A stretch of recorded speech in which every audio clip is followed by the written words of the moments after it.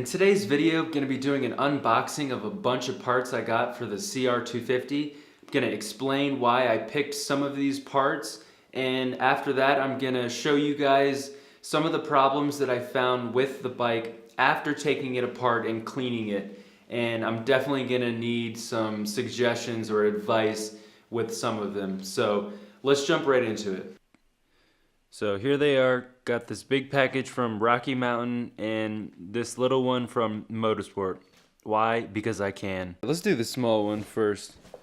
So got some carburetor vent hoses.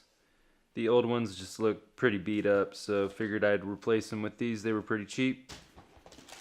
Got some radiator braces. To me, this is a must-have. I will not ride a bike without radiator braces. I crash a lot, and these things definitely work. And other than that, this is actually a bearing for a friend of mine's KX250. Moving on.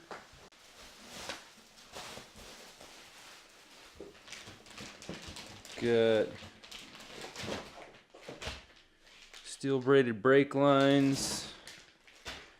Got the Tusk ones. They're like 10 bucks cheaper than all the others, and to me it works. They're good. Got a air filter, no toils, pretty much the cheapest one, and I've been using them for a while, so it's good stuff. Went ahead and got a throttle cable and a new clutch cable. So the old ones were toast. New chain guide as well, that was trashed. And got brake pads front and rear. So I got the Tusk pads because, again, they're the cheapest. And I've been using them on my 450 now for a little bit, and they work. So, no complaints. Got a shock rebuild kit from Pivot Works.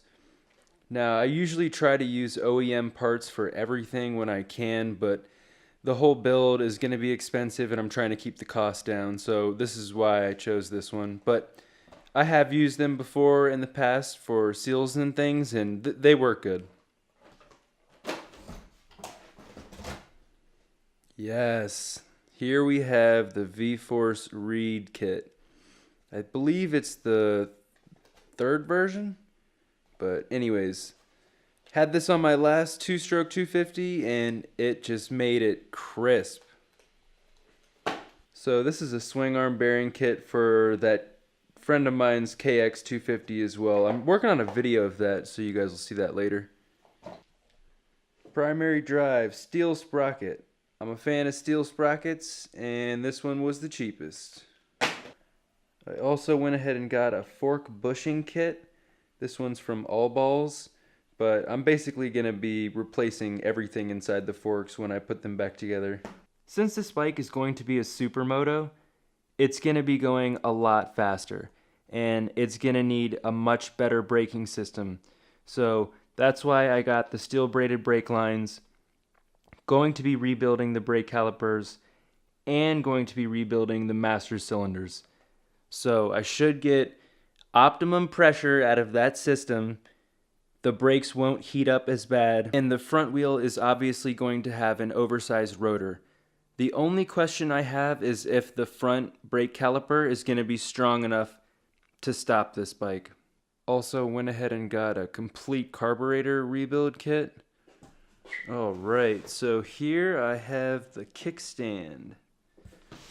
This one set me back a little bit. She was, I think, $130, so, but I wanted to do it right, and this thing looks awesome. It actually has a whole foot peg mount that you just bolt on, so I definitely like that. I'll let you guys know how this thing turns out.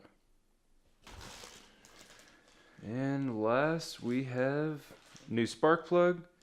Got an NGK Iridium, I believe. Yeah, it's an Iridium. I don't know, the more expensive one, the better one.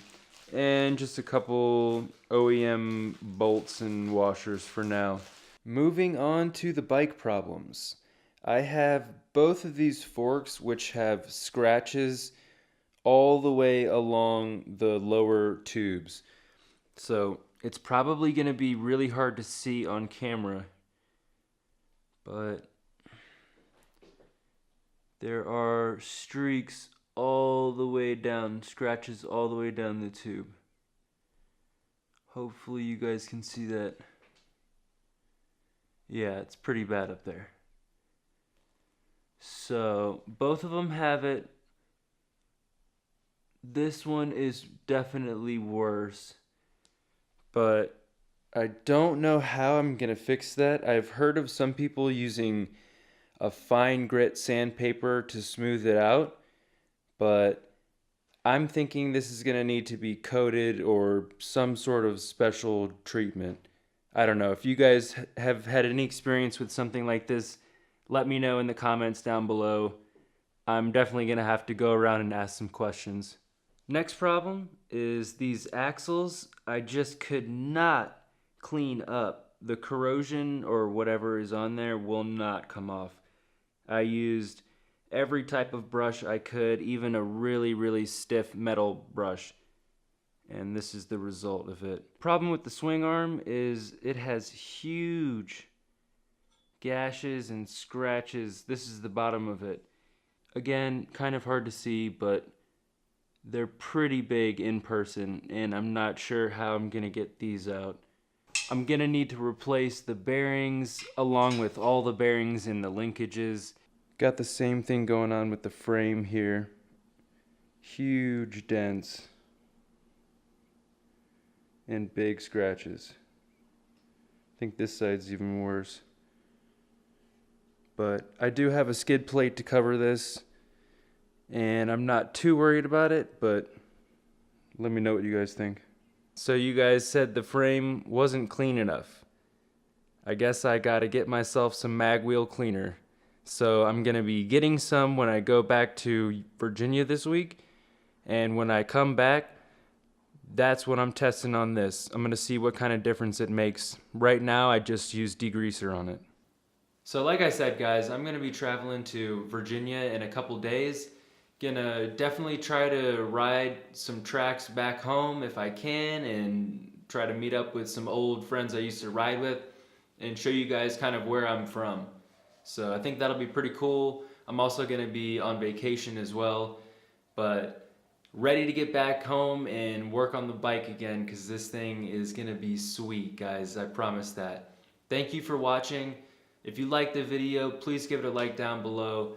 Let me know in the comments what I should do about these problems. If you guys think I should get any certain parts or whatever, definitely want to hear it. Alright guys, see you in the next one.